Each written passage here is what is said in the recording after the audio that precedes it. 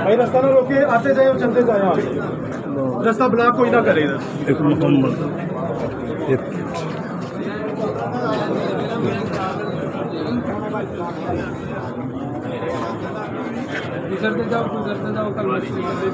ना रुके इधर कोई ना, रास्ता चलता चलते जाए मोहम्मद रसूल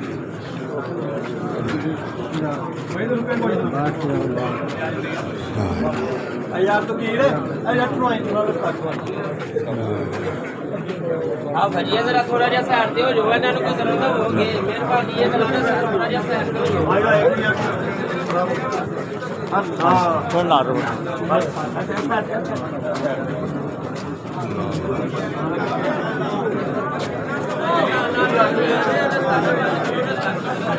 है